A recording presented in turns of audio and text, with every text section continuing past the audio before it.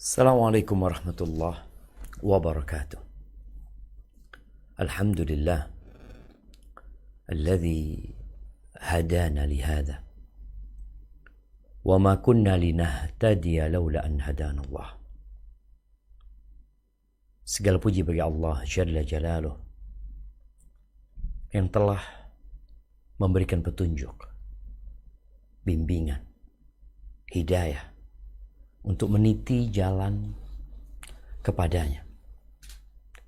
Di saat kita tahu banyak orang-orang yang tersesat, banyak orang-orang yang keluar dari rel yang telah ditetapkan, memilih lorong-lorong, meninggalkan as-sirat al-mustaqim. Kita bersyukur kepada Allah, Allah masih memberikan petunjuknya kepada kita. Kalau bukan karena petunjuk yang Allah berikan, maka tidak ada satupun yang mengetahui dan meniti jalan kebenaran. Kita tidak boleh berhenti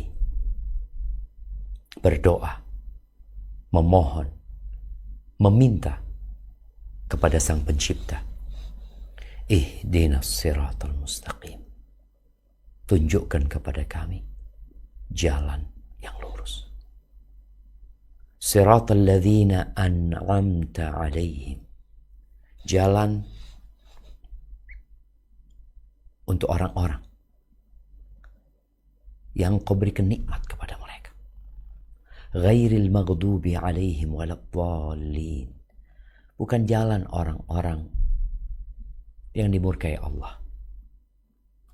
Orang-orang yang mengetahui kebenaran tapi dia tidak mau menerima dan menjalankan kebenaran itu. Tidak pula jalan orang-orang yang tersesat, yang mereka tidak mau belajar. Mereka tidak mau bertanya. Mereka tidak mau menuntut ilmu. Dia pikir yang penting beramal. Maka orang-orang yang beramal tanpa ilmu, mereka adalah orang yang berpotensi untuk menjadi orang-orang yang tersesat. Maka semoga Allah Azza wa Jalla memberikan kepada kita petunjuk kepada jalan yang lurus dan mematikan kita di atas petunjuk tersebut. Allahumma salli wa sallim ala abdika wa rasulika sayyidina wa maulana Muhammadin wa ala alihi wa ashabihi ajma'in. Ya Allah, semoga salawat dan salam, berkah dan nikmat senantiasa Engkau curahkan untuk hamba kekasih-Mu, untuk baginda Nabi kita Muhammad alaihi salatu wassalam, untuk keluarga beliau, untuk istri-istri beliau, untuk putra-putri beliau, dan untuk seluruh sahabat Nabi. Semoga Allah meridai kita bersama mereka. Amma ba'd. Jamaah rahimakumullah, bicara Ramadan yang sudah tinggal kurang dari 2 pekan. Nah, Ramadan yang orang-orang soleh terdahulu berdoa, Allahumma ballighna Ramadan. Ya Allah, sampaikan kami ke bulan Ramadan. Sebagian kita mungkin gak pernah berdoa karena dia tidak tahu atau tidak mau tahu dengan keutamaan, dengan manfaat, dengan maslahat, dengan pentingnya bulan Ramadan. Bahkan sebagian kita masih beranggapan Ramadan adalah beban. Dia memikirkan bagaimana tatkala datang bulan Ramadan, maka ada banyak kesenangan dia yang tidak bisa dia dapatkan. Ya, karena memang ketika Rasul SAW menjelaskan bahwa Allah mengkhususkan puasa dari ibadah-ibadah yang lainnya. Kullu amal ibni Adam lahu illa shaum. Semua amalan anak Adam itu perhitungannya untuk dia. Sudah ada perhitungannya yang bisa dihitung. Kecuali puasa. Allah mengatakan fa'innahu li. Puasa itu milikku. Wa ana ajzi bih. dan aku yang akan memberikan balasan. Kenapa? Karena ini orang meninggalkan hal-hal yang menjadi kebutuhan dan kesenangan diri. Yada'u ta'amahu wa syarabahu wa syahwatahu min ajli. Ini orang meninggalkan makan yang menjadi kebutuhan dan kesenangan. Wa syarabahu, minuman. Tubuhnya butuh minum. Dan bagaimana tatkala air dingin, segar, itu membasahi kerongkongannya di saat matahari terik menyengat. Itu bukan hanya kebutuhan, tapi di situ ada kenikmatan. Dia tinggalkan. Wa syahwatahu, syahwatnya. Istrinya yang merupakan pendamping hidupnya. Istrinya yang merupakan pakaian untuk dirinya. Istrinya yang merupakan ladang untuk dirinya. Tempat mendapatkan ketenangan. Dia tinggalkan istrinya. Karena apa? Karena Allah Azza wa Jalla. Maka orang-orang yang belum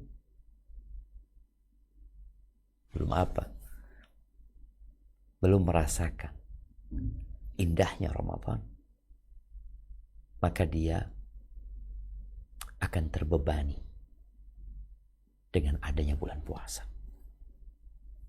Tempat-tempat maksiat ditutup. Tempat-tempat kesenangan yang biasanya dia bisa ke sana, ternyata ditutup. Kadang-kadang dia nggak puasa, tapi dia tidak bisa menikmati apa yang biasa dia dapatkan. Bulan puasa, coba kita akan baca dulu ya. Kita akan baca firman Allah di surat Al-Baqarah ayat 183, 184, 185. Ini sebagai muqaddimah kita agar tatkala kita berbicara tentang peran ibu dalam menghidupkan suasana Ramadan, jadi para ibu itu bersemangat gitu loh. Nah, silakan dibaca. Afwan Ustadz, satu ayat atau langsung tiga? Satu ayat aja. Bismillah. Oke. A'udzu billahi minasyaitonir rajim. Bismillahirrahmanirrahim. Ya ayyuhalladzina amanu kutiba alaikumus shiyam. يا أيها الذين آمنوا كتب عليكم الصيام كما كتب على الذين من قبلكم لعلكم تتقون. Hai orang-orang yang beriman, diwajibkan atas kamu berpuasa sebagaimana diwajibkan atas orang-orang sebelum kamu agar kamu bertakwa. Barakallahu fikum. Kita lihat di sini. Allah mewajibkan buat orang-orang yang beriman, tidak sembarangan orang.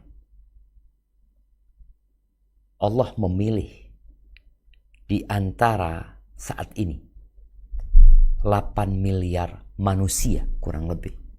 Yang Allah pilih itu yang beriman. Berapa? Entah. Mungkin 2 miliar. Allah panggil mereka. Lalu Allah katakan diwajibkan atas kalian berpuasa. Puasa tadi yang bermakna menahan diri dari segala pembatal puasa sejak fajar terbit sampai matahari tenggelam. Orang-orang yang tidak beriman tatkala melihat muslim ini tidak makan, tidak minum, mereka heran. Kalian gak mati? Itu tidak berbahaya untuk tubuh kalian. Di sebagian negara, contoh di Jepang, Di beberapa perusahaan, itu kalau ada muslim yang puasa dimarahin. Karena perusahaan khawatir gitu. Ini orang akan tidak dapat bekerja dengan maksimal. Itu pendapat dia. Pernah kejadian, ada seorang muslim yang puasa sama bosnya dikasih makan. Lalu dikatakan, udahlah engkau makanlah. Tuhanmu gak ngelihat engkau. Subhanallah. Ini contoh. Orang-orang yang tidak beriman tidak akan memahami syariat puasa. Mereka berpikir yang puasa sedang menyiksa dirinya. Sedang melakukan perbuatan yang sia-sia. Tapi karena panggilannya untuk yang beriman, maka orang-orang yang beriman inilah yang akan faham kenapa dia disuruh puasa. Di antara tadi 8 miliar manusia yang dipanggil ya ayyuhalladzina amanu. Kutiba alaikumusiyam, diwajibkan atas kalian berpuasa sebagaimana diwajibkan atas orang-orang sebelum kalian. Apa tujuannya? Bukan sehat. Bukan menyiksa diri. Bukan melakukan perbuatan sia-sia. Sebagaimana banyak orang melakukan perbuatan sia-sia, membakar kalori yang ada di tubuhnya untuk sesuatu yang sia-sia. Tapi ini la'allakum tattaqun, agar kalian bertakwa. Kalau bicara takwa, maka sejatinya muslim yang berpuasa dipersiapkan agar layak masuk surga. Agar amalannya diterima. Agar hidupnya tentram dan bahagia. Agar semua permasalahannya ada solusi. Karena semua itu adanya di takwa. Dan Ramadan hadir untuk menciptakan insan-insan yang bertakwa kepada Allah SWT. Baik, kita lanjutkan.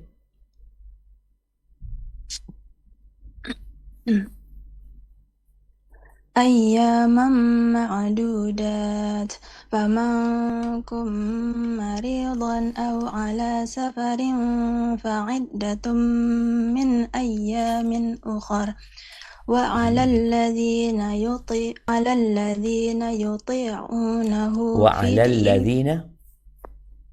وعلى الذين يطيقونه فدية طعام مسكين فمن تطوع خيرا فهو خير له وأن تصوموا خير لكم إن كنتم تعلمون.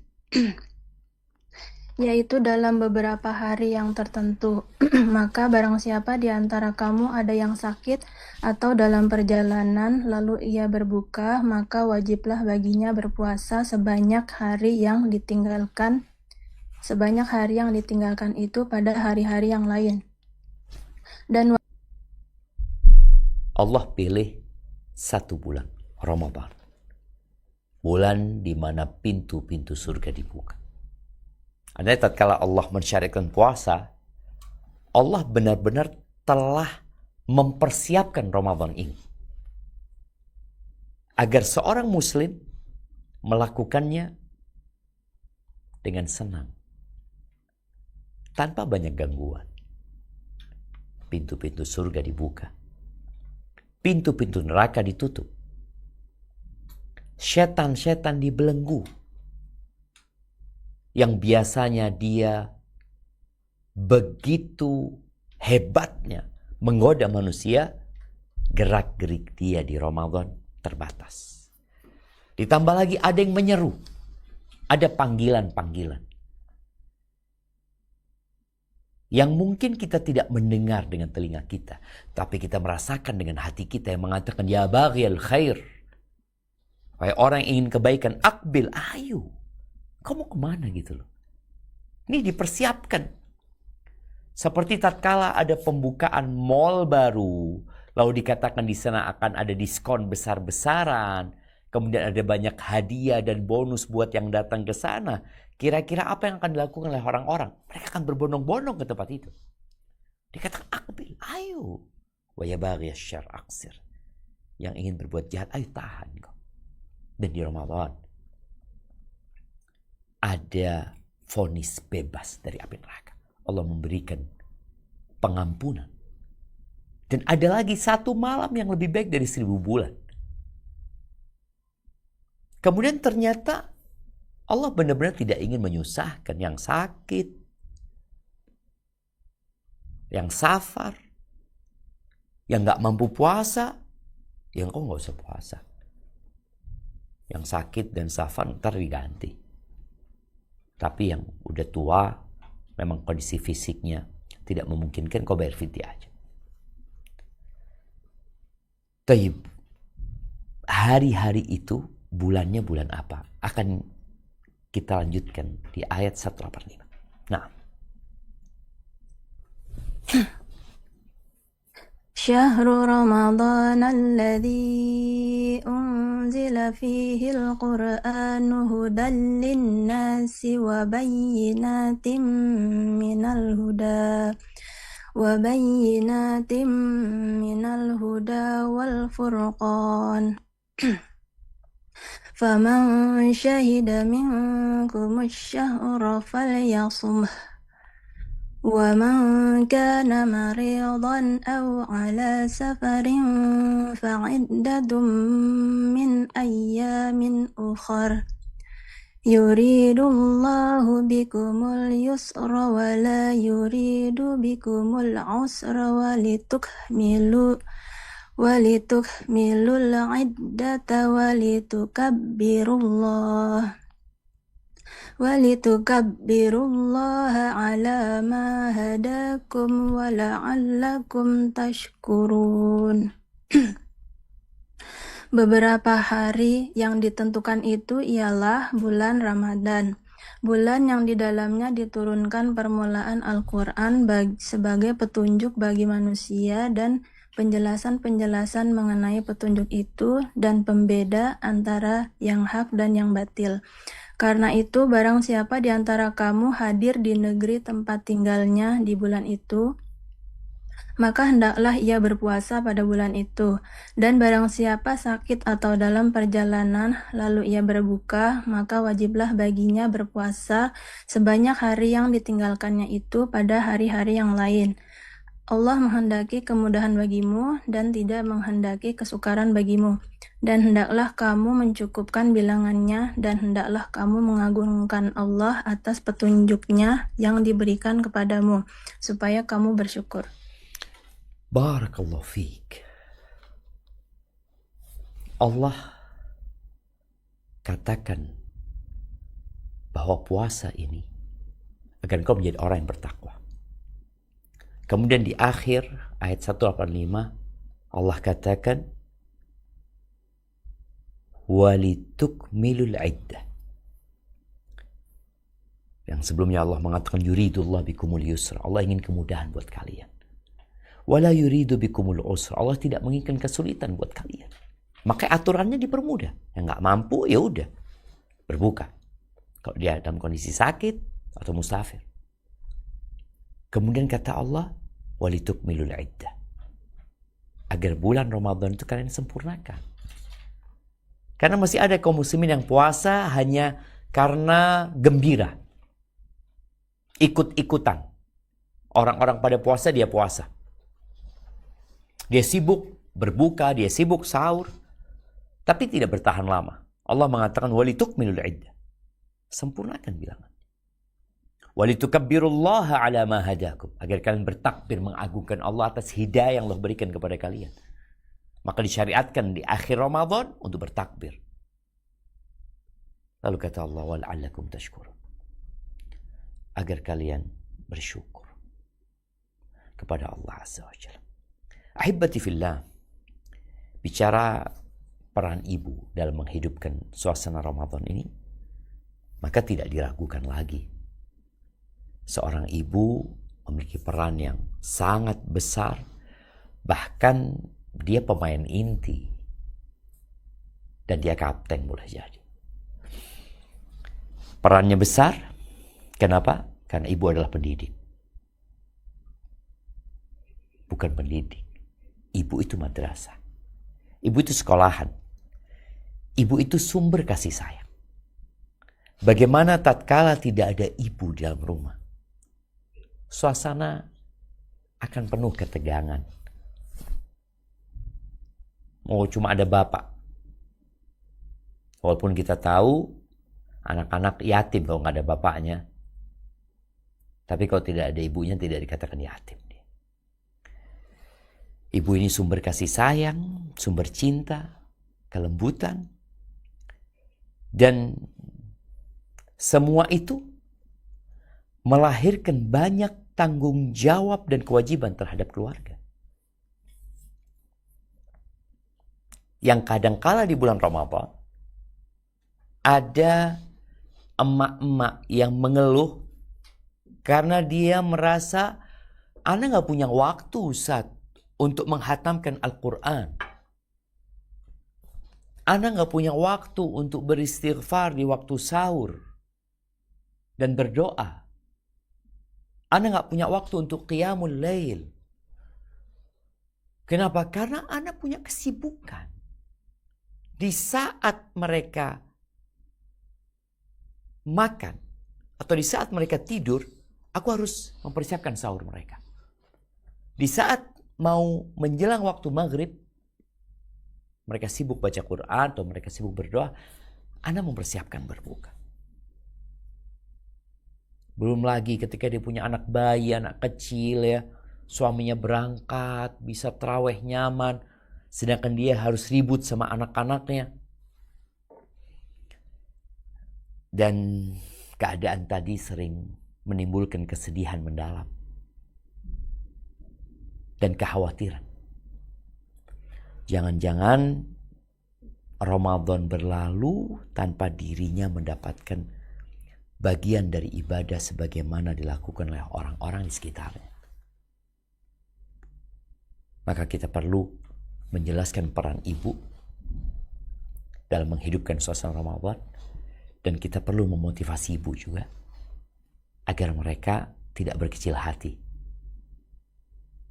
Karena dulu juga ada wanita-wanita yang bertanya kepada Nabi SAW ya, bagaimana mereka ngurusin anak-anak. Sang suami berangkat jihad, berperang. Mereka mendapatkan keutamaan yang besar. Terus bagi perempuan apa? Dia akan dapat sesuai dengan kelelahan dia, sesuai dengan perjuangan dia. Tapi semua dimulai dari niat. Dari awal nih sekarang, engkau harus memiliki perencanaan. Apa yang hendak engkau lakukan? Apa target yang hendak engkau capai? Buat dirimu, buat suamimu, buat anak-anakmu. Niat ini akan mendatangkan kekuatan dan pertolongan dari Allah Azza wa Jalla. Apa kata Allah di surat At-Taubah ayat 46? Nah,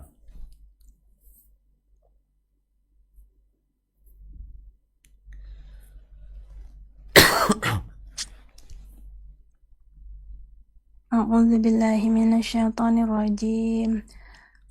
ولو أرادوا الخروج لأعدوا له عدة ولكن كره الله بعاثهم فثبطهم وقيل اقعدوا مع القاعدين. Dan jika mereka mau berangkat, tentulah mereka menyiapkan persiapan untuk keberangkatan itu. Tetapi Allah tidak menyukai keberangkatan mereka, maka Allah melemahkan keinginan mereka. Dan dikatakan kepada mereka, tinggallah kamu bersama orang-orang yang tinggal itu. Barakallahu fiik. Ini ayat berbincang tentang orang-orang munafikin yang omon-omon doang. Tapi mereka kalau ngomong menakjubkan dan mempesona. Mereka tidak berangkat jihad. Kecuali yang dekat-dekat mungkin. Kalaupun berangkat, mereka hanya akan menjadi ulat. Ini orang-orang yang tidak berangkat jihad, akhirnya mereka datang kepada Nabi SAW setelah pulang dari peperangan. Mereka meminta maaf. Mereka mengatakan karena ada urusan ini, urusan itu, sehingga mereka tidak bisa berangkat berjihad. Artinya mereka punya alasan. Tapi ternyata Allah dustakan pengakuan mereka, pernyataan mereka. Mereka dari awal memang tidak mau berangkat. Bukan mereka tidak bisa berangkat, tapi mereka tidak mau berangkat. Bukan mereka tidak mampu berangkat untuk berjihad, tapi mereka tidak mau. Dan ada perbedaan yang sangat jelas sekali antara tidak mau dan tidak mampu.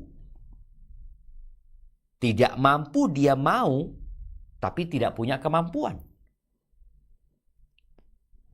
Tidak mau dia mampu, tapi dia tidak mau berangkat. Maka Allah katakan dari awal, kalau mereka benar aradul khuruj, mereka mau untuk berangkat, maka mereka akan menjalani alur yang harus dijalani. Persiapan. Kau mau berangkat jihad, ayo persiapan.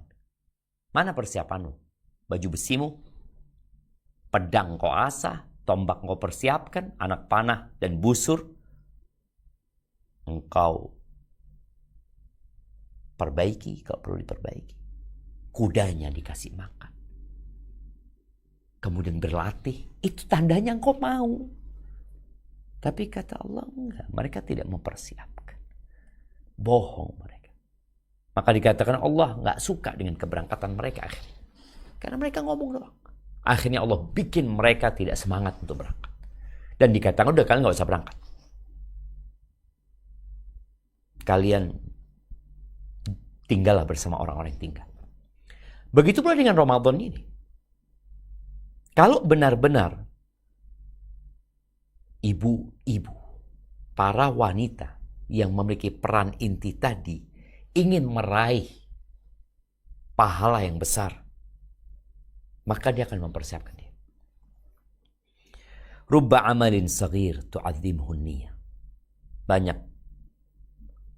Berapa banyak amalan kecil yang menjadi besar karena niat pelakunya. Bayangin ya, ibu nih mempersiapkan berbuka. Niatnya, aku ingin membantu suamiku agar dia kuat. Nantinya sholat malam. Ketika dia mempersiapkan sahur, dia sudah niatkan dari awal. Aku ingin membantu suamiku agar dia kuat untuk bekerja dengan kondisi dia berpuasa. Dan anak-anakku, aku niat bagaimana mereka bisa sahur dengan enak dan nyaman sehingga mereka bisa puasa sampai maghrib dan agar Allah ridho sama aku. Ini niat-niat yang perlu ditanamkan di diri ibu. Dia dapat pahalanya orang banyak. Dapat pahala suaminya yang puasa, insya Allah dapat bagian dia. Dapat pahala atau bagian pahala dari anak-anaknya yang dia bangunkan untuk puasa. Ad-dalu 'alal khairi kafa'ilih. Orang yang menunjukkan orang lain untuk berbuat baik, itu seperti orang yang berbuat. Ini cuma nunjukin. Ini ibu nggak nunjukin. Dia mempersiapkan, dibangunin. Suaminya dibangunin. Anaknya dibangunin. Ada yang anaknya sambil merem-merem disuapin sama dia. Terus dia kasih minuman. Dia kasih vitamin. Semua yang dilakukan ini, kalau niatnya lillahi ta'ala, dia akan dapat pahala lebih banyak daripada pahala yang lainnya. Kalau di rumah ada 5 orang, dia yang mempersiapkan sahur. Dia yang mempersiapkan berbuka. Yang memberi buka orang puasa, itu dapat pahala seperti orang yang puasa. Tapi gimana nih ibu-ibu bisa menghadirkan di diri niat tadi? Rubba amalin saghir. Betapa banyak amalan yang kecil yang jadi besar gara-gara niat pelakunya. Tapi sebaliknya, warubba amalin kabirin tusaghiruhun niyah. Berapa banyak amalan yang besar tapi jadi remeh gara-gara salah niat. Ahibati fillah, maka jangan pernah meremehkan apapun yang harus engkau kerjakan. Karena orang itu semua punya tanggung jawab. Kullukum ra'in wa kullukum mas'ulun an ra'iyati. Setiap kalian adalah pemimpin dan akan dimintain pertanggungjawaban atas apa yang dia pimpin. Fal imamu ra'in, pemimpin itu imam. Imam itu ya presiden kayak umpamanya. Pemerintah itu pemimpin. Dan dia akan dimintain pertanggungjawaban atas apa yang dia pimpin. Presiden akan bertanggung jawab. Kalau di Indonesia, dia bertanggung jawab atas apa yang menjadi rakyatnya, ada 280 juta. Dia akan ditanya tentang 250 juta. Berat, iya. Gubernur lebih sedikit, tapi tetap banyak. Bupati wali kota lebih sedikit, tapi tetap banyak. Dan semua akan dimintain pertanggungjawaban. Kemudian disebutkan warrajul, seorang laki-laki, seorang suami, pemimpin di keluarganya, dan dia akan dimintain pertanggungjawaban atas apa yang dia pimpin. Wal mar'atu, ini perempuan. Perempuan itu dia adalah pemimpin fi baiti zaujiha, di rumah suaminya. Dan dia akan dimintain pertanggungjawaban atas apa yang dia pimpin. Wal khadimu, nih pembantu nih, di Ramadan pun ART itu dapat menjadikan bulan Ramadan bulan menghasilkan banyak pahala. Niat yang penting. Niat bagaimana tatkala dia mempersiapkan berbuka. Kan ada di rumah yang ada pembantunya. Yang masak bukan istri. Yang masak bukan ibu. Tapi pembantu. Bagaimana pembantunya dapat pahala? Oh, dia dapat gaji kan? Naam. Itu urusan dunia. Tapi dia bisa meniatkan untuk akhirat dia. Ketika dia masak untuk berbuka. Kadangkala dia bangun terlebih dahulu sebelum majikannya bangun. Untuk sahur. Maka ketika niatnya berkhidmat. Menjalankan tugasnya. Karena dia akan dimintain pertanggungjawaban. Ingat. Tidak ada yang sia-sia. Bagi siapapun yang berbuat baik. Kalau niatnya benar. Dan tidak salah. Apa kata Allah Azza wa Jalla di surat Al-Kahfi ayat 30? Nah. A'udzu billahi minasyaitonir rajim. Innal ladzina amanu wa 'amilus solihati inna la nudhi'u ajra man ahsana 'amala. Sesungguhnya mereka yang beriman dan beramal soleh, tentulah kami tidak akan menyia-nyiakan pahala orang-orang yang mengerjakan amalannya dengan baik. Tuh, gak ada yang sia-sia aja. Gak ada cerita yang hilang dari catatan. Kiraman katibin ya'lamuna ma taf'alun. Ada malaikat yang senantiasa mendampingi, malaikat-malaikat mulia, mereka mencatat, tahu apa yang kau kerjakan. Ketika kita melakukan sebuah perbuatan yang tentunya dari satu rumah ke rumah lainnya nggak sama. Ada yang anaknya satu, ada yang anaknya dua, ada yang anaknya tiga, ada yang anaknya berkebutuhan khusus. Semoga Allah memberikan kesabaran kepada mereka. Ada yang pekerjaannya lebih berat daripada yang lainnya. Nggak sama. Nabi SAW pernah berkata kepada Aisyah radhiyallahu taala anha, "Innalaki minal ajri ala qadri nasabiki wa nafaqatiki." Sesungguhnya engkau mendapatkan pahala sesuai dengan tingkat keletihan dan pengorbananmu dan nafkah yang kau keluarkan. Maka bagaimana sekarang? Setelah kita mendengar hal itu, apa rencana ibu-ibu nih? Yang mereka mungkin ingin Ramadan tahun ini lebih baik daripada Ramadan yang sebelumnya. Maka persiapkan rumah mulai saat ini. Ketika kita bicara Ramadan, maka engkau harus persiapkan. Dengan apa mempersiapkannya? baik mempersiapkan rumah. Dari sisi tata letak. Loh, apa urusannya Ustaz? Banyak orang kan Ramadan, mau masuk Ramadan ngecat rumahnya, ya, bersih-bersih rumahnya. Nah, kita perlu umpamanya ada tempat-tempat yang hendak dijadikan musola. Nanti sholat tarawihnya di sini. Nanti ngajinya di sini. Dibuat suasana memang yang anak-anak itu akhirnya nyaman.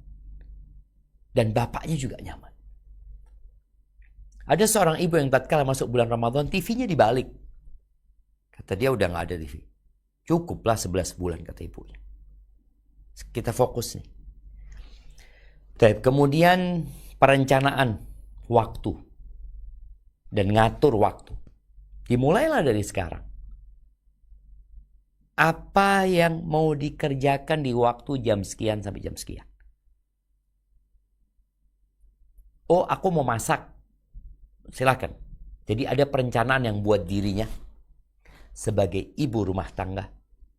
Ada perencanaan buat anak-anaknya. Dia sebagai madrasah buat anak-anaknya.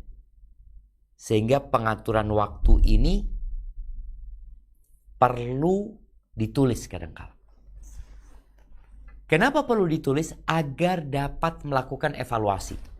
Kita tahu di perusahaan, di lembaga, itu ada namanya proker, program kerja. Sehingga program kerja itu dilakukan melalui analisis SWOT. Dia akan lihat kekuatannya ada di mana, kelemahannya di mana, kesempatannya ada di mana, peluangnya ada di mana, tantangannya apa atau ancamannya apa. Jadi ketika dia membuat sebuah perencanaan, itu bukan hanya hayalan. Tapi dia tahu, oh jam sekian kayaknya nggak bisa buat ngaji. Karena anak-anak baru pulang sekolah.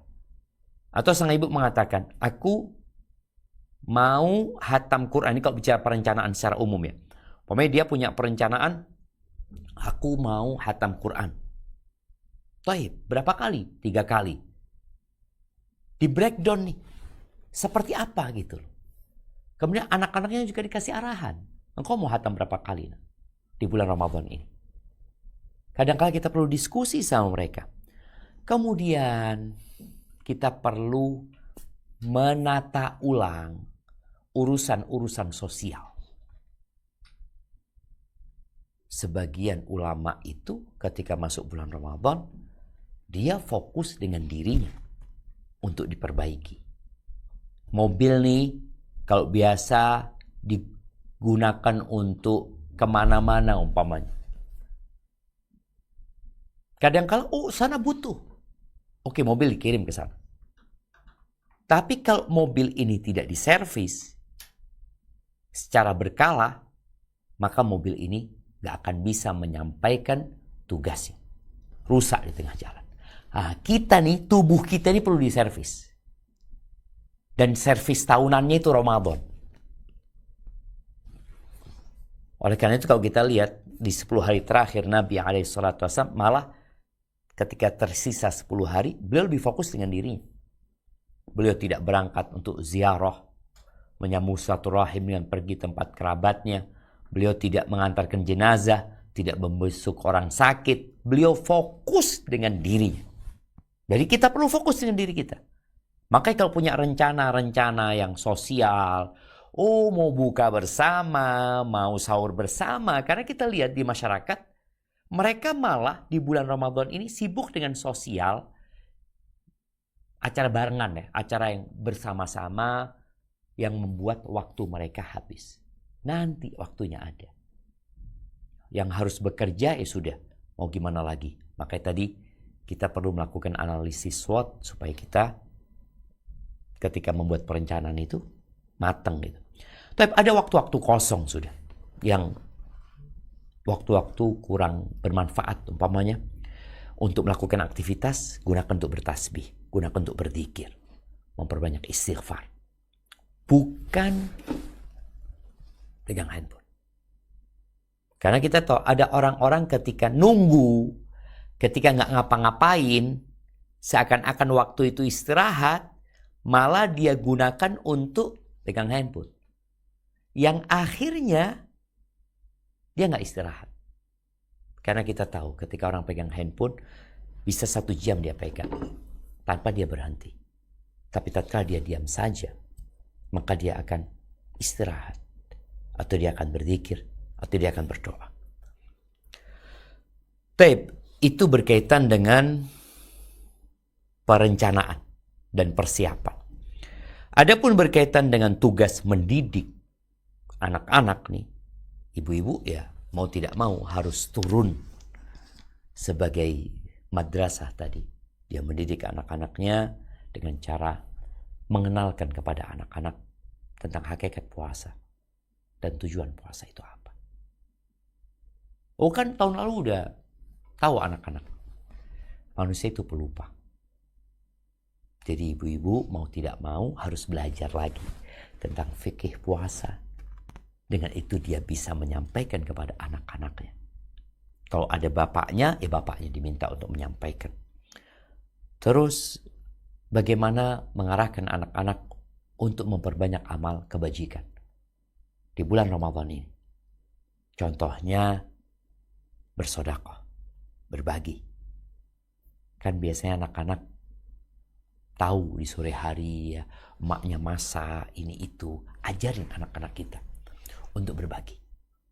Nah, kirim ke masjid buat berbuka di masjid. Nah, ini kirim ke tetangga. Ini kan sosial yang tidak makan waktu lama. Ajarin anak-anak itu. Kemudian ya anak-anak dididik juga untuk bertanggung jawab di rumah. Jangan semua dilakukan oleh ibu, apalagi punya anak-anak yang gadis ya, anak-anak yang sudah bisa membantu. Tolong anak-anak urusan rumah pun mereka diminta untuk membantu. Karena ada sebagian orang, sebagian pendidik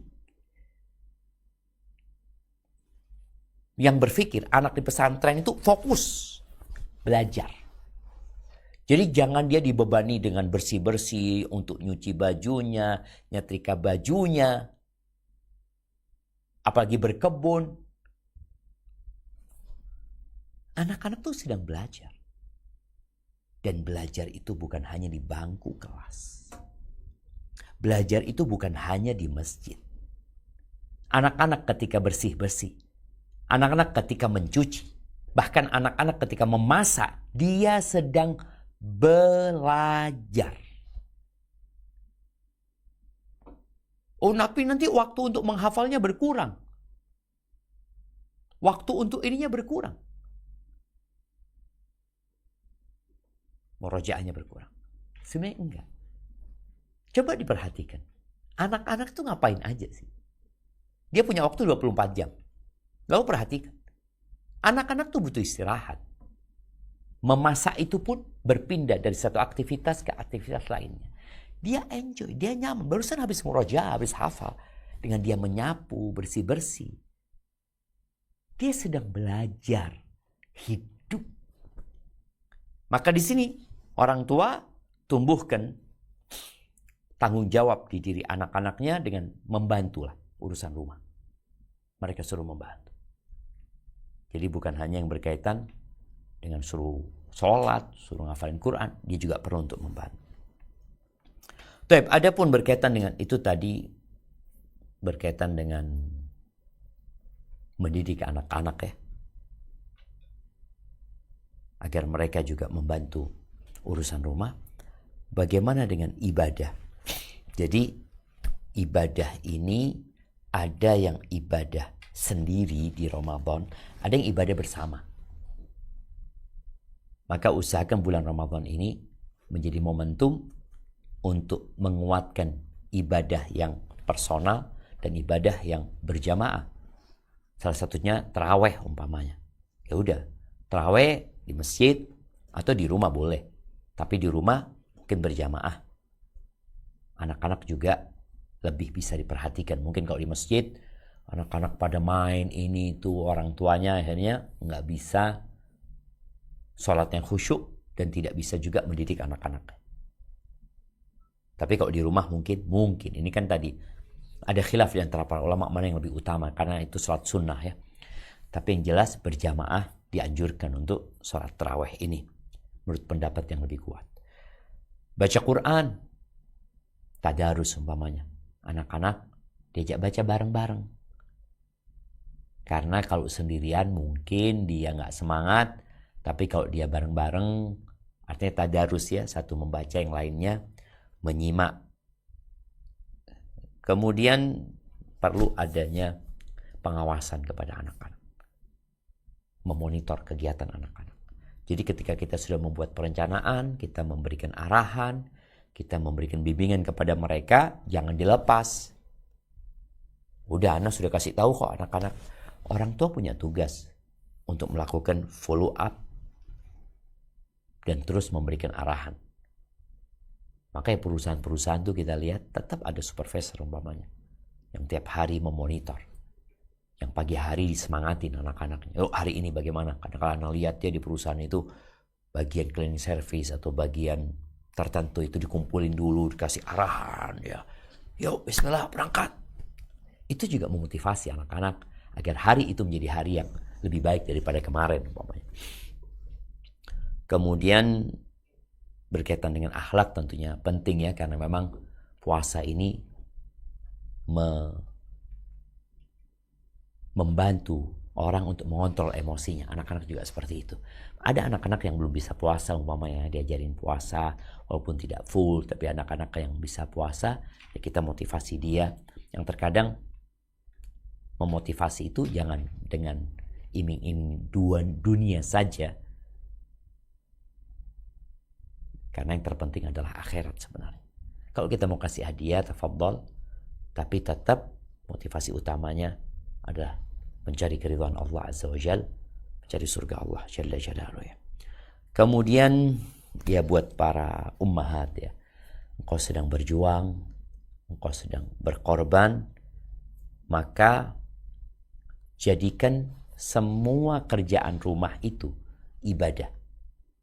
Inna salati wa nusuki wa mahyaya wa mamati lillahi rabbil alamin. Kalaupun engkau tidak bisa hatam Quran seperti suamimu, mungkin suami bisa 3 kali, engkau hanya bisa sekali. Tapi semoga engkau dapat bagian. Karena engkau yang mempersiapkan kondisi di rumah. Untuk suami supaya dia nyaman baca Quran, tidak diganggu sama anak-anak.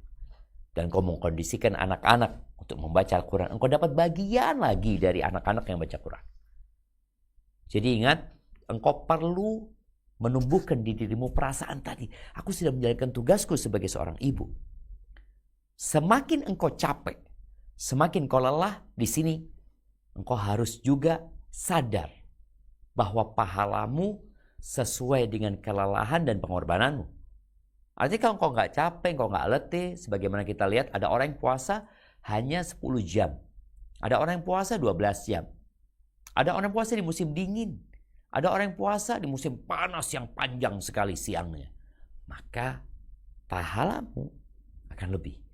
Orang yang hamil berpuasa dengan orang yang tidak hamil berpuasa, pahalanya berbeda. Loh kok bisa Ustaz? Tadi hadisnya. Sallallahu alaihi wasallam menyampaikan pahalamu sesuai dengan keletihanmu dan pengorbanan setelah nafkah yang kau keluarkan. Nggak sama. Yang muda, yang sehat, yang kuat dengan yang sudah sakit-sakitan tapi tetap dia berusaha untuk puasa, berbeda. Gimana? Kau masih nggak mau semangat ya? Kemudian jadilah teladan buat anak-anak. Ramadan nggak ada lagi teriak-teriak lah, nggak lagi marah-marah. Membangunkan anak capek untuk sholat, capek untuk sahur, capek. Allah Azza wa Jalla mengatakan wa'mur ahlaka bis salati wastabir 'alaiha, suruh keluargamu sholat dan kau sabar. Ingat tadi dengan pahala yang akan didapatkan. Maka tolong jadilah suri tauladan yang baik buat anak-anak. Jadi anak-anak itu memandang bapak sama ibunya adalah pahlawan buat dia. Adalah jagoannya. Kalau orang tua masih sibuk dengan handphonenya, lalu anak dikatakan jangan pegang handphone. Gimana kok? Tapi kalau orang tua sibuk dengan Qur'annya, sibuk berdoa, sibuk berzikir, Anak-anak selalu melihat orang tuanya dalam kondisi yang menyenangkan. Duduk sama anaknya membaca Al-Quran. Atau sebelum berbuka, anak-anaknya diarahkan untuk berdoa. Anak-anak lihat bapaknya berdoa, ibunya berdoa. Kira-kira anak-anak apa yang akan dilakukan? Aku juga mau minta, aku akan berdoa. Ketika melihat orang tuanya berbagi, maka akan tumbuh di dirinya, aku juga akan berbagi. Nanti ketika masuk Lailatul Qadar, 10 hari terakhir, dilihat orang tuanya iktikaf. Bagaimana Nabi SAW iktikaf dan beliau membangunkan keluarganya. Beliau fokus memperbaiki diri, padahal Allah sudah menyucikan beliau. Jadi jadilah, oleh karena itu jadilah teladan. Karena mendidik dengan omongan, suruh ini, suruh itu berat. Tapi ketika kau jadi contoh, insya Allah kau akan lebih baik. Tadi ketika berbuka, makannya gak banyak-banyak. Oh lihat bapaknya gak banyak-banyak makan. Ibunya gak banyak-banyak. Anak akan tidak banyak-banyak. Terus nantilah habis sholat lah. Yang penting kita sholatnya. Kemudian tatkala sahur juga seperti itu. Kemudian ahibati fillah, perlu ridha. Perlu ridha dan menerima kondisi. Karena setiap rumah ujiannya berbeda-beda. La yukallifullahu nafsan illa wus'aha. Allah tidak memberikan beban di luar batas kemampuan manusia. Jadi ketika engkau dapat ujian itu, ya udah, jangan melihat kepada yang di atasmu. Lihatlah kepada yang lebih susah hidupnya daripada dirimu. Jadi peran ibu dalam menghidupkan suasana Ramadan ini sangat besar sekali. Jangan di 10 hari terakhir sibuk masak, sibuk urusan makanan, ini itu. Kita punya waktu nih. Ibu-ibu yang mau beli pakaian baru buat anak-anaknya, yang berbelanja macam-macam nih, belanja sekarang. Belum masuk Ramadan. Sampaikan kepada anaknya, nak, bajumu udah selesai. Ini baju barumu. Ini jilbabmu yang baru. Ini kuenya umpama yang akan dimakan. Rencana makan apa di hari lebaran. Karena orang itu memikirkan perut dan yang dibawa perutnya kadangkala. Maka bagaimana kita mempersiapkan? Sebelum masuk Ramadan semua sudah siap. Ramadan panen. Berlomba-lomba mendapatkan pahala. Dan kau sebagai seorang ibu, ambillah pahala yang paling banyak. Walaupun mungkin sholatmu gak bisa seperti yang lainnya. Ibu-ibu juga datang bulan, gak bisa sholat, gak bisa ini dan itu. Tapi maksimalkan waktu. Agar kau mendapatkan pahala dari orang-orang yang engkau beritahu, yang engkau servis, yang engkau berbuat baik kepada mereka. Barakallahu fiik, itu mungkin yang dapat Ana sampaikan pada kesempatan kali ini. Kurang lebihnya mohon maaf, Ana kembalikan ke teman-teman. Kita masuk ke sesi tanya jawab. Barakallahu fiikum. Nah. Assalamualaikum warahmatullahi wabarakatuh. Ustaz dari Sydney. Waalaikumsalam warahmatullahi wabarakatuh. Ahlan wa sahlan. Barakallahu fiik. Naam. Barakallahu fiik. Mau pertanyaan Ustaz, kalau kita dalam keadaan umroh waktu Ramadan Ustaz, apakah kita itu boleh minum obat yang memberhentikan haid? Naam. Waktu Ramadan. Ini untuk umrohnya apa untuk puasanya? Untuk puasanya juga dengan umroh, karena kita dalam keadaan umroh di bulan Ramadan. Siap, Masya Allah. Barakallahu fikum. Ya, ahibati fillah, berkaitan dengan sebuah takdir untuk para wanita yang sudah Allah tetapkan sejak penciptaan langit dan bumi 50 tahun sebelumnya. 50.000 tahun sebelumnya. Di mana wanita datang bulan. Laki-laki tidak. Dan Allah Azza wa Jalla tatkala menciptakan wanita berbeda dengan laki-laki, itu maslahatnya buat wanita itu sendiri. Dia akan merasakan sakit. Dia merasakan gak enak perutnya. Terkadang meriang. Subhanallah, dalam kondisi seperti itu, Allah tidak wajibkan dia sholat. Dan tidak diwajibkan juga berpuasa. Ketika dia sudah suci, dia mengganti puasa dan tidak mengganti sholat. Ini salah satu rahmat Allah Azza wa Jalla, dan semua syariat Allah adalah rahmat. Terus bagaimana apabila wanita ini ingin puasanya full? Berbeda dengan umroh. Kenapa dikatakan berbeda dengan umroh? Kalau umroh itu atau haji itu kondisi urgen. Karena dia punya waktu umroh hanya 9 hari. Dikhawatirkan dia datang bulan, maka dia mengkonsumsi itu obat. Ditahan obatnya sebentar. Setelah itu dilepas. Karena memang termasuk syarat sahnya tawaf itu harus dalam kondisi suci. Sedangkan kalau untuk puasa, ada gantinya. Memang perempuan seperti itu tuh. Puasanya nggak lengkap 1 bulan. Tapi dia nanti ganti di hari-hari lainnya. Apakah boleh ketika dia puasa, dia ingin puasa sempurna? Para ulama menyebutkan boleh-boleh saja. Asalkan tidak membahayakan dirinya. Karena biasanya yang bertentangan dengan hal yang natural, dia menolak gitu loh, untuk datang bulan. Padahal seharusnya dia datang bulan. Kalau ternyata itu membahayakan dirinya, maka jangan. Kalau tidak membahayakan dirinya, tafadhol. Karena untuk Ramadan itu nggak darurat. Tapi untuk umroh, darurat. Untuk Ramadan, nggak ada masalah gitu loh. Tapi kalau untuk umroh, dia nggak punya pilihan. Dia punya visa, dia harus berangkat tanggal sekian, dia pulang tanggal sekian. Dan dia nggak bisa balik ke sana karena butuh biaya besar lagi kalau dia balik tanpa menyelesaikan ibadah umrohnya. Tapi kalau Ramadan, enggak. Memang engkau bisa ganti puasa yang kau tinggalkan. Engkau punya waktu 11 bulan untuk menggantikannya. Namun tadi yang jelas untuk mendapatkan pahala yang lebih banyak buat para wanita yang sedang datang bulan, yang mungkin bagi dia, kok gimana sih, kok kurang. Melihat orang puasa, aku nggak puasa. Banyak pahala yang bisa engkau dapatkan.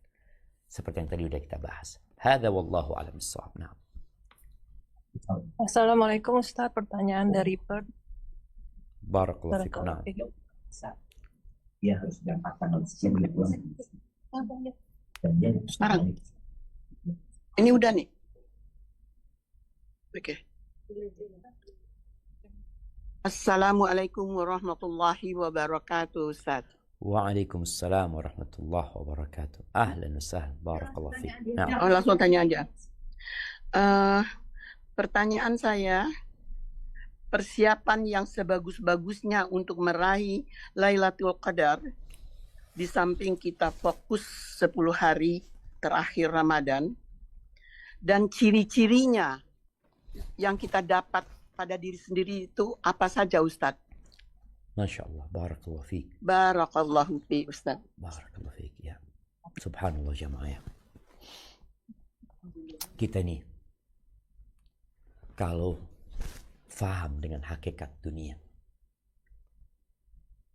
maka kita tidak akan mensia-siakan satu malam yang lebih baik dari 1000 bulan.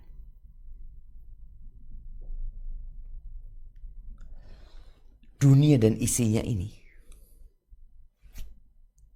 seperti seorang yang memasukkan jarinya ke lautan ya. Ke lautan. Bukan ke gelas ya, ke lautan. Lihat nih, ana melihat hanya ada 1 tetes. Lautan itu akhirat, jemaah. Namun ternyata banyak manusia dilalaikan dengan yang 1 tetes tadi. Untuk yang 1 tetes dia akan persiapan berbulan-bulan, bertahun-tahun kadangkala dia, untuk mendapatkan 1 tetes yang dibagi 8 miliar manusia tadi. Tapi untuk yang samudra, yang akhirat itu, kita nggak persiapan apa-apa. Kemarin persiapan menyambut tahun baru. Apa yang dilakukan oleh orang-orang? Persiapan untuk pernikahan. Berapa bulan sebelumnya dipersiapin. Tanggalnya, dia mau cuti, dia mau ini, itu. Dia mempersiapkan diri.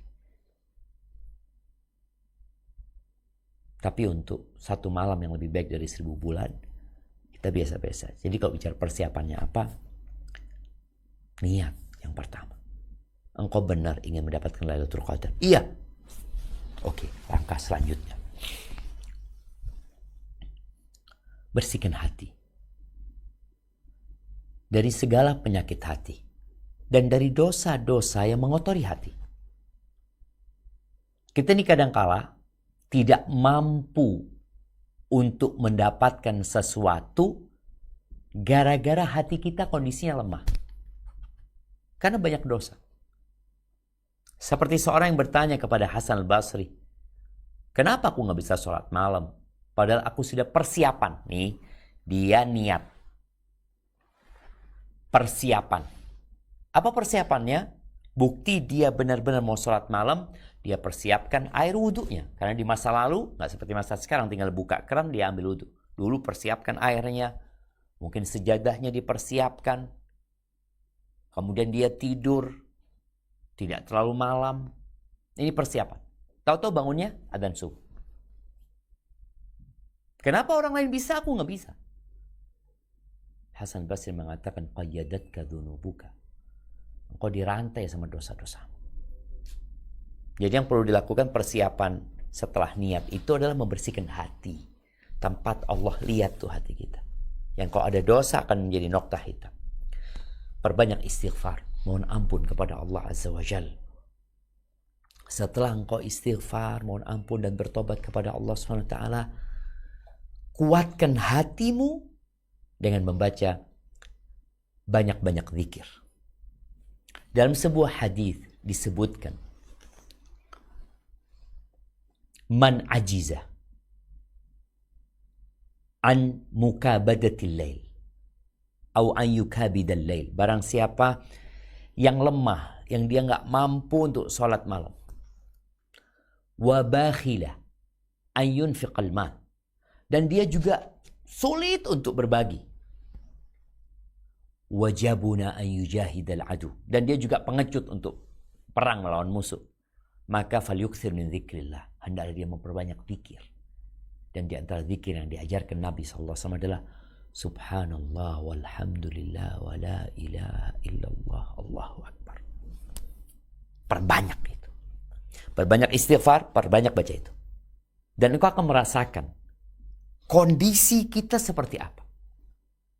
Kadangkala orang-orang kalau lagi lemes ya, dia infus apa?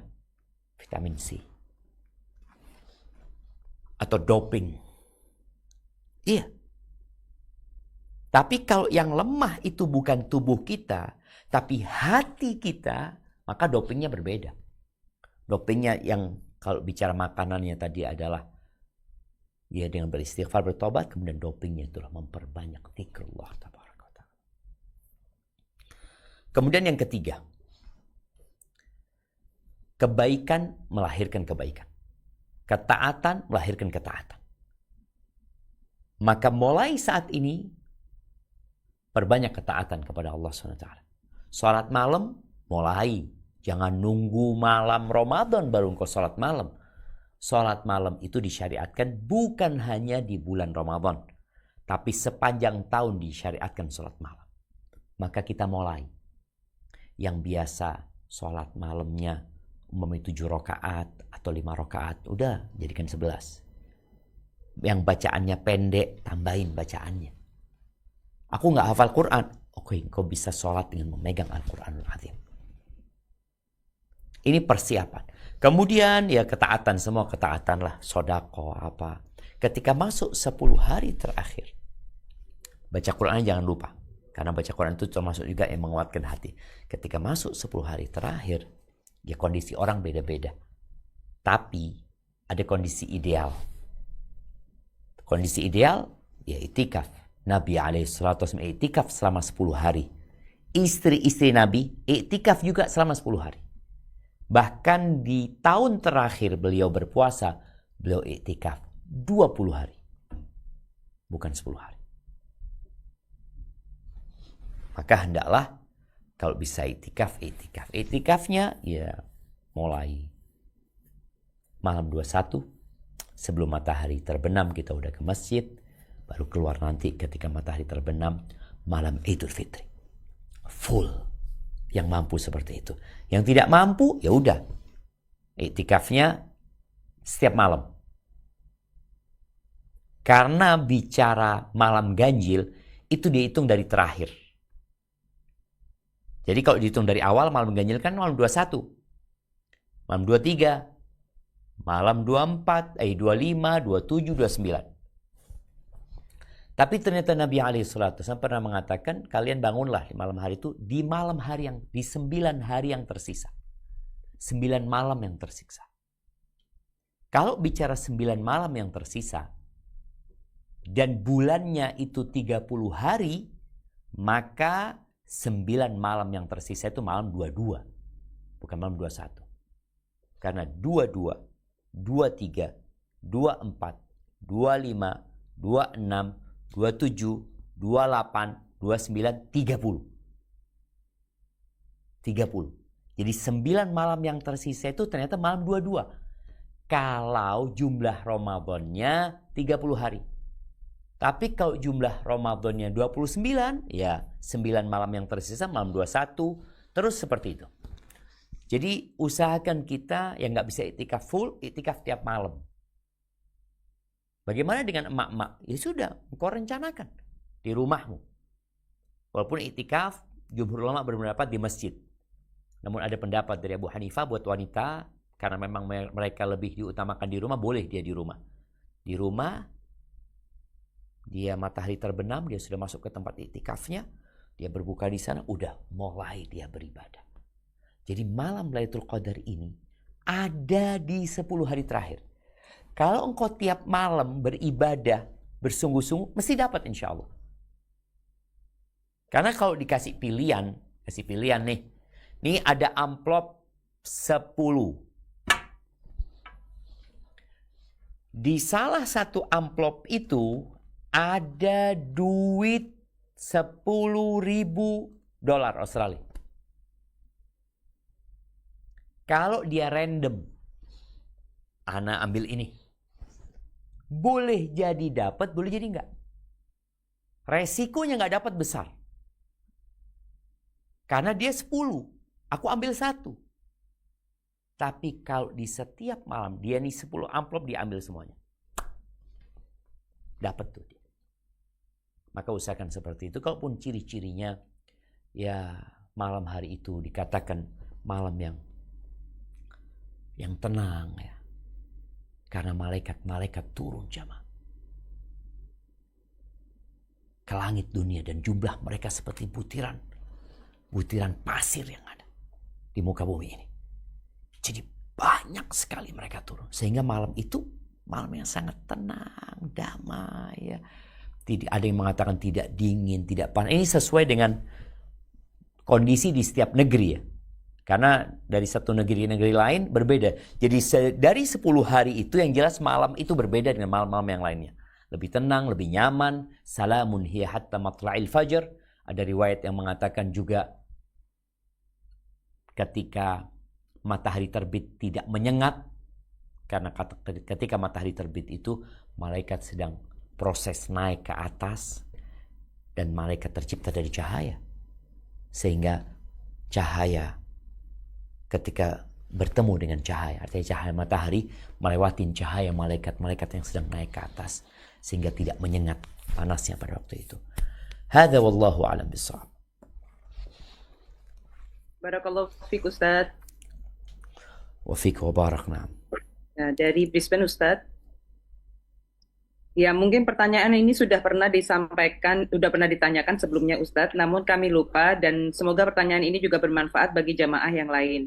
Jika di masjid lokal, sholat witirnya dilakukan seperti sholat maghrib, Apa yang sebaiknya dilakukan oleh jamaah agar tetap mendapatkan pahala sholat semalam suntuk bersama imam? Jazakumullahu khairan. Barakallahu fiik. Naam, ahibati fillah. Berkaitan dengan sholat witir.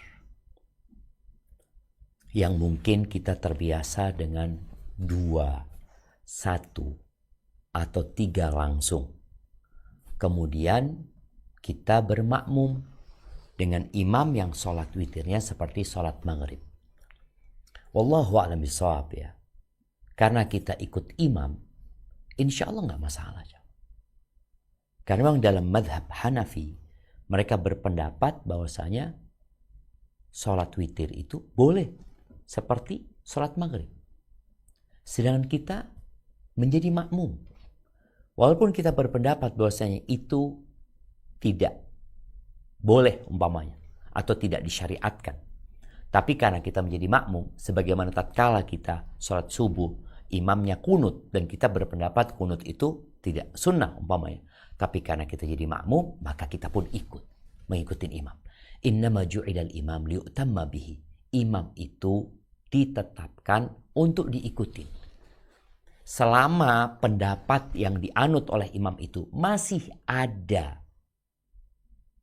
ruang untuk diterima, maka insya Allah menurut ana wallahu a'lam ya, ikutlah imam.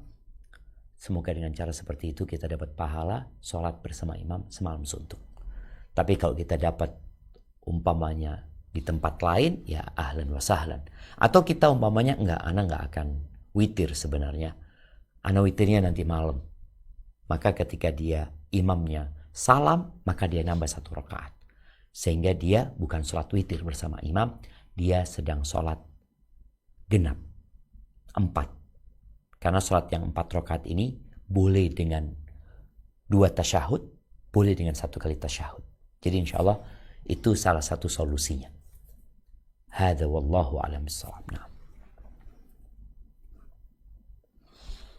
Barakallahu fiik Ustaz, ini ada pertanyaan dari Canberra. Di Australia ini kan sedang musim panas Ustaz, puasanya insya Allah mungkin akan selama 15 jam lebih. Dan ini juga akan menjadi Ramadan pertama untuk anak-anak puasa di musim panas. Pastinya akan berat karena suhunya panas terik dan suhunya bisa mencapai 30 atau 35 derajat Celcius gitu Ustaz. Di mana ini? Di Canberra Ustaz. Berapa panasnya? Panasnya kemarin 42 itu paling tinggi sejauh ini, tapi sekarang masih 30, 35 kayak gitu Ustaz. Terus ini kan pasti akan menjadi berat untuk anak-anak. Apakah boleh mereka nanti saat puasa puasa semampunya dan seandainya tidak bisa mereka ganti pada hari-hari yang lain, dan juga mungkin bagaimana kita memberikan mereka motivasi Ustaz supaya bersabar dan juga tetap semangat untuk berpuasa Ustaz. Jazakallah khair. Masya Allah, barakallah fiik. Naam, ahibati fillah. يريد الله بكم اليسر ولا يريد بكم العسر ولتكملوا العدة ولتكبروا الله على ما هداكم ولعلكم تشكرون. Allah itu ingin kemudahan buat kalian. Allah tidak ingin kesusahan buat kalian. Baik, bagaimana dengan kondisi yang tadi disebutkan? Di sini pentingnya orang tua untuk memulai puasa sunnah dengan anak-anaknya di bulan Sya'ban. Karena di sini bisa berlatih. Perempuan-perempuan yang hamil juga. Perempuan-perempuan yang menyusui. Jadikan bulan Sya'ban ini bulan untuk berlatih. Karena dia umpamanya nggak mampu. Dia niatnya puasa sunnah. Orang puasa sunnah itu ya dia bebas kapan dia mau berbuka. Huwa amiru nafsi. Jadi ketika orang nih hamil umpamanya. Dia berpuasa. Dia sahurnya yang dibenerin, ini itu. Kemudian jam 9 pagi udah gak kuat. Lemes, makan.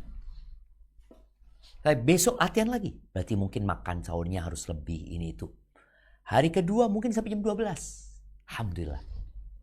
Nanti hari ketiga sampai jam 2. Terus sampai jam 4.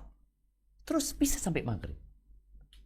Ingat, Allah bisa karena biasa. Makanya kenapa orang-orang kafir ketika melihat umat Islam nggak makan, nggak minum, dia tanya, kalian nggak mati gitu? Ternyata bisa sebenarnya. Tapi kita tidak terbiasa. Maka ini kesempatan buat orang-orang tadi yang sedang hamil, sedang menyusui umpamanya, juga tadi anak-anak, dilatih, ayo puasa. Nanti nggak kuat nggak apa-apa berbuka. Oke, dia tahu. Tapi dia sudah niat berpuasa. Dia sahur. Dan dia sudah tahu kata orang tuanya, kalau dia nggak kuat, dia boleh. Maka dia senang. Ternyata dia kuat. Dia mampu sampai zuhur. Udah alhamdulillah. Besok puasa lagi. Ternyata besok dia sampai jam 1. Seperti itu. Namun kalau nanti anak-anak ternyata memang mereka kepayahan. Tetap ya. Bukan dia nggak puasa. Dia niat. Dia niat berpuasa. Dia sahur dengan sebenar-benarnya. Kemudian dikondisikan bagaimana dia bisa mampu untuk berpuasa. Nanti umpamanya ternyata dia waktu asar dia sudah dehidrasi dan akan berbahaya buat dirinya, dia berbuka. Karena dia sakit. Karena dia tidak mampu. Besok dia puasa lagi. Jadi jangan karena hari itu nggak mampu, oh aku berarti nggak mampu, besok nggak puasa. Enggak, kau wajib puasa. Karena kau nggak tahu dengan hari esok kau mampu atau tidak. Tapi tetap tadi niat berpuasa. Ketika dia nggak mampu, maka dia berbuka. Banyak tukang-tukang bangunan atau pekerja-pekerja keras yang bekerja di bawah terik matahari. Ketika anak tegur, kenapa nggak puasa, Pak? Dia mengatakan, nggak kuat, Ustaz. Sahur, enggak. Oh, berarti Bapak nggak niat puasa. Ketika niat puasa, engkau akan sahur. Engkau akan sahur, kerjanya mungkin dia akan pakai payung atau apa supaya dia tidak dehidrasi. Ada usaha. Nah, dengan usaha itu, ya Allah tahu kita sedang berusaha. Jadi kalau nanti akhirnya nggak mampu, ya udah berbuka. Karena dia tidak mampu. Bukan tidak mau. Hada wallahu a'lam bissawab.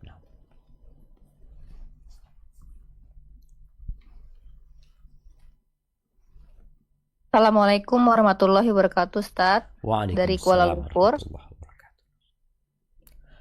Titipan pertanyaan, Ustaz. Begini, kegiatan membaca Al-Quran berkelompok yang pelaksanaannya untuk mencapai 2 juz per hari. Jadi ibu-ibu akan dibentuk grup terdiri dari 8 sampai 10 orang.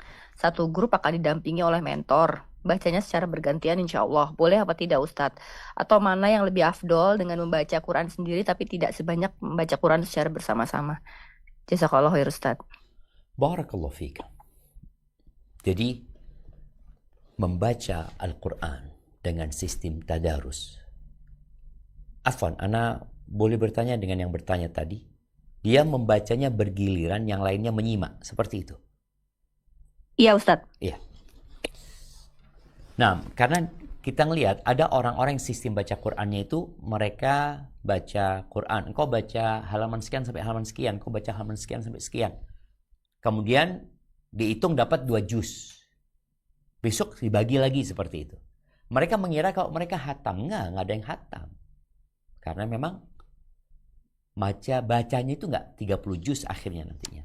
Namun kalau tadi sistemnya dia itu menyimak, dan insya Allah orang yang menyimak akan mendapatkan pahala seperti yang membaca, walaupun sesuai dengan keletihan yang didapat ya.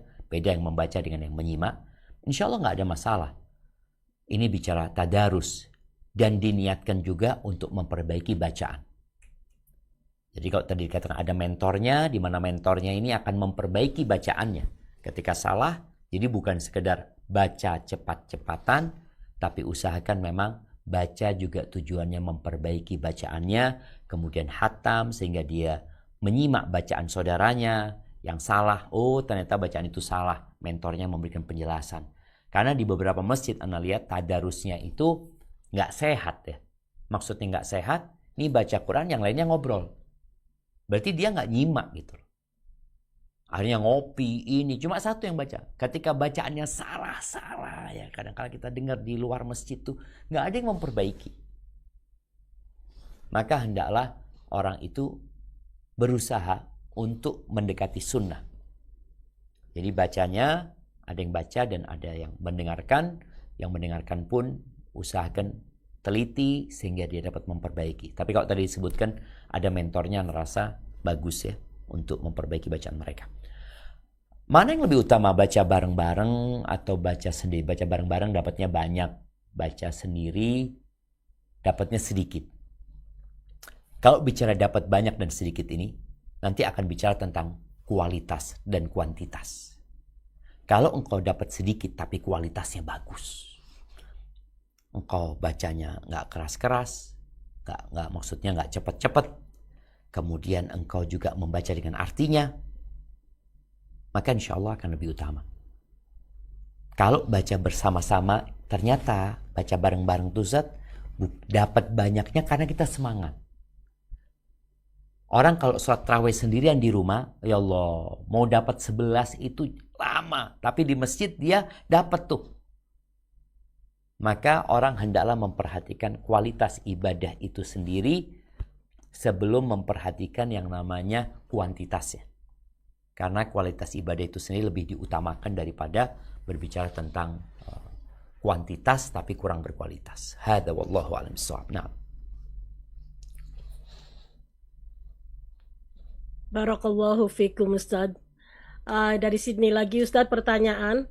Ini tentang membaca tasbih ya, kayak istighfar itu yang baik yang kita baca ulang-ulang itu baca astaghfirullahaladzim baca astaghfirullah aja yang diperbanyak atau gimana itu yang lebih baik Ustaz? Masya Allah, barakallahu fikum. Naam ahibati fillah. Tatkala kita bicara mana yang lebih baik, mana yang lebih utama, ini pertanyaan menarik sekali. Jadi ada sunnah-sunnah Nabi SAW yang seharusnya kita membaca semuanya. Nanti baca yang ini, nanti baca yang ini, nanti baca yang ini. Di antara semua istighfar, Nabi SAW menyebutkan Sayyidul istighfar itu adalah Allahumma anta rabbi wa ana abduka wa ana ala ahdika wa wa'dika mastata'tu abu'u laka la ilaha illa anta khalaqtani wa ana abduka. Itu Sayyidul istighfar yang paling utama. Itu dianjurkan baca pagi dan petang sekali-sekali. Tapi mau dibaca di waktu lain boleh. Tapi untuk yang memperbanyak istighfar, Nabi SAW pernah membaca sekali duduk. Beliau membaca Rabbi ighfirli wa tub alayya innaka antat tawwabur rahim. Rabbi ighfirli wa tub alayya innaka antat tawwabur rahim. Itu yang dibaca Nabi SAW. Kemudian kalau kita mau baca astaghfirullahaladzim alladzi la ilaha illa huwal hayyul qayyum wa atubu ilaih, kita baca itu juga. Atau kita baca astaghfirullah wa atubu ilaih. Beda ya, ketika kita baca astaghfirullah wa atubu ilaih, ini cuma pendek sekali. Pendek, jadi orang bisa lebih banyak bacanya daripada dia membaca Rabbi ighfirli wa tub alayya innaka antat tawwabur rahim. Waktunya lebih banyak. Waktunya lebih banyak sehingga dia akan lebih letih. Sama-sama 100, dia baca astaghfirullah 100 dengan baca astaghfirullah wa atubu ilaih 100 dengan membaca Rabbi ighfirli wa tub alayya innaka antat tawwabur rahim, tentunya berbeda. Tapi tadi usahakan kita mengamalkan semuanya. Sekali lagi kita baca ini, baca itu, kemudian baca doanya Nabi Yunus, la ilaha illa anta subhanaka inni kuntu minadh dhalimin. Itu juga mengandung unsur memohon ampun kepada Allah Azza wa Jalla. Atau doanya Nabi Adam alaihissalam ketika beliau dikeluarkan dari surga Allah Azza, ketika beliau berbuat dosa ya, beliau makan dari buah yang terlarang itu, beliau mengatakan Rabbana walamna anfusana wa illam taghfir lana wa tarhamna lanakunanna minal khasirin. Itu juga mohon dibaca. Jadi ketika baca ini. Soalnya kadang-kala kita baca satu macam, itu akhirnya kurang ada penghayatan, hanya lewat di lisan. Padahal kita membaca istighfar dalam rangka memohon ampun, meminta sesuatu kepada Allah, yang Allah tidak mengabulkan doa kalau bersumber dari hati yang lalai. Terus yang diajarkan kepada Abu Bakar umpamanya, Allahumma inni zalamtu nafsi zulman katsira wa la yaghfiru dzunuba illa anta faghfir li maghfiratan min indika warhamni innaka antal ghafurur rahim. Itu juga. Jadi usahakan kalau bicara mana yang lebih utama, tadi Sayyidul istighfar sudah disampaikan. Tapi kalau untuk doa yang dibaca berulang kali, tentunya kalau panjang mungkin akan berat. sehingga kita sulit untuk mendapatkan 100 kali. Tapi kalau yang Rabbighfirli wa tub alayya innaka antat tawwabur rahim, itu mudah insyaallah. Hadza wallahu alam. Mungkin satu pertanyaan lagi. Assalamualaikum Ustaz. Pertanyaan dari Waalaikumsalam warahmatullahi wabarakatuh. Naam, tafadhal. Ya, barakallah. Bagaimana peran ibu menghadapi tantangan gadget dan media sosial di bulan Ramadan, Ustaz? Barakallahu fiik. Barakallahu fiik. Naam, ahibati fillah. Kalau bicara bagaimana menghadapi tantangan, tadi udah dibahas. Perlu ada perencanaan yang matang. Ibu-ibu harus jadi contoh, jadi teladan. Maka duduk sama anaknya. Apa yang mau dikerjakan di bulan Ramadan ini? Apa target-targetnya? Anak-anak tetap mau pegang handphone. Oke, umpamanya. Karena memang sulit untuk mencarikan kegiatan pengganti. Jam berapa dia pegang gadget? Dan apa yang akan dia tonton? HP umpamanya jam sekian dikumpulin semua. Ya udah, engkau sudah selesai tugasmu atau selesai hakmu untuk nonton umpamanya selama 1 jam, udah selesai. Diambil. Kemudian dikasih kegiatan lain. Perlu kegiatan yang menjadi pengganti anak-anak tidak sibuk dengan gadgetnya. Dan subhanallah ya, Barat pun, kita tidak bicara umat Islam. Gadget ini di Barat pun jadi penyakit. Bagaimana anak-anak kemudian kehilangan aktivitas sosialnya. Di beberapa daerah itu diadakan penelitian ya, percobaan. Anak-anak itu di beberapa keluarga, mereka tidak boleh pegang handphone selama 2 pekan.